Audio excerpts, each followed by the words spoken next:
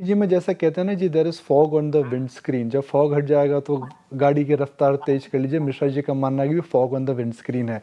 तो आखिरी सवाल हमारे दर्शकों को मैं बता दूँ कि over the years I have interacted with Mishra ji, his ability to connect big picture, themes, macro and valuations I think is absolutely incredible. तो आखिरी सवाल ये है मिश्रा जी कि काफ़ी चेंजेस हो रहे हैं और एक बुल मार्केट के अंदर रोज एक नया सेक्टर हमको पता लगता है, कभी डिफेंस, कभी रेलवेज, कभी ईएमएस, कभी मैन्युफैक्चरिंग।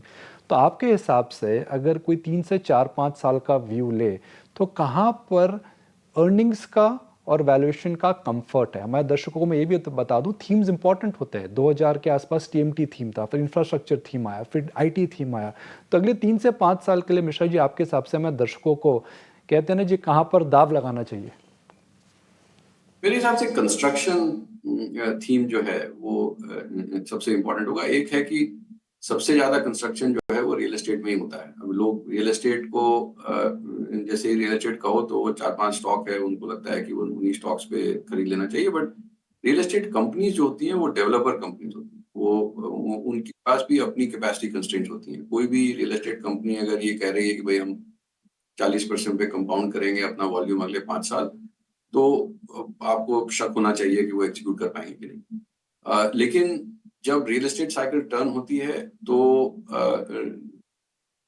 नहीं कर पाएंगे तो कोई और करेगा। और नए जब जब जब इंडस्ट्री डाउनटर्न में होती है तो कंसोलिडेट होती है, जब एक्सपैंड करती है तो फ्रैगमेंट करती है, तो नए डेवलपर्स आएंगे और ये सब होगा। तो मेरे हिसाब से कंस्ट्रक्शन के जो प्लेज हैं, कंस्ट्रक्शन मटेरियल्स, कंस्ट्रक्शन इक्विपमेंट, इसमें आई थिंक काफी रीसेटिंग ऑफ एक्सपेक्टेशंस होगा। जब ये अभी तक तो घर बिकने शुरू होंगे अब।